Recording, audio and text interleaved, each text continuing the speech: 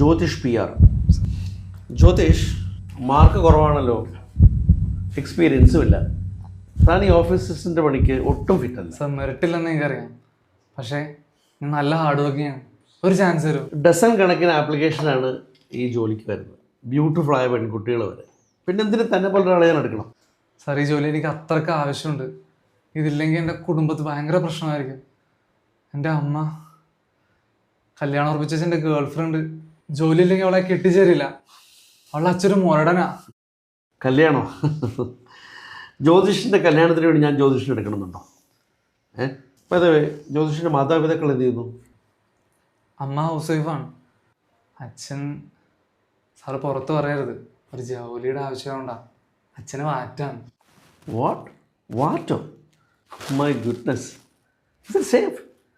Is it good for health? പിന്നെ അത് ഈ മുന്തിരിയും മാമ്പഴവും പൈനാപ്പിളും എല്ലാം കൂടിയിട്ട് ഉണ്ടാക്കുന്നതാണ്. നാട്ടിലൊക്കെ ചോദിച്ചാൽ മതി, ഭയങ്കര പേരാ അതിന്. അച്ചാച്ചൻ്റെ കാലം തൊട്ടുള്ളതാ. അച്ഛന് പാരമ്പര്യമായിട്ട് കിട്ടിയ കൈപ്പുണ്യം അത്. പിന്നെ ഡൈജഷൻ ആണെങ്കിലും ബെസ്റ്റാ. ഡൈജഷനോ? കൊള്ളാലോ. എന്നാ പിന്നെ ഒന്ന് നോക്കണമല്ലോ. സാറൊന്നും വിചാരിക്കരുത്, ഞാൻ ഈ ബിരിയാണിയൊക്കെ കഴിച്ച് ഹെവി ആകുമ്പോൾ ഒരു സിപ്പ് എടുക്കും, ഒന്ന് കാമാവാൻ. കഴിച്ചു കഴിഞ്ഞാൽ ഇൻസ്റ്റന്റ് എഫക്റ്റാ. ജോലിക്കൊക്കെ നല്ല കോൺസെൻട്രേഷൻ കിട്ടും. സാറ് തന്നു പിടിക്കും.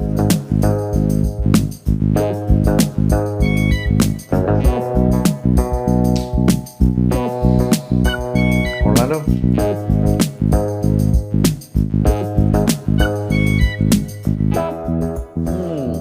ഉഗ്രൻ, സൂപ്പർ, ഔട്ട്സ്റ്റാൻഡിങ്, സോഫ്റ്റാണ്. മാമ്പഴത്തിൻ്റെ രുചി. തൻ്റെ അച്ഛനൊരു നിപുണൻ തന്നെ.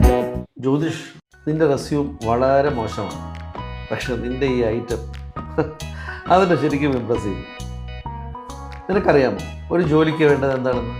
സത്യസന്ധതയും ഡെഡിക്കേഷൻ. അത് രണ്ടും നിനക്കുണ്ട്.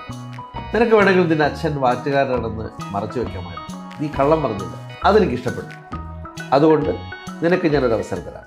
HR പോയി അപ്പോയിൻമെൻറ്റ് ലെറ്റർ വാങ്ങിക്കോളൂ, ഞാൻ അപ്രൂവ് ചെയ്തേക്കാം. Thank you sir. ഒരിക്കലും സാറിനെ നിരാശപ്പെടുത്തില്ല. I will do my best. All the best.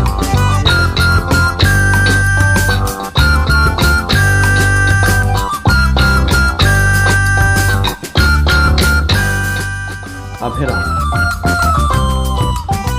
വാറ്റുണ്ടോ?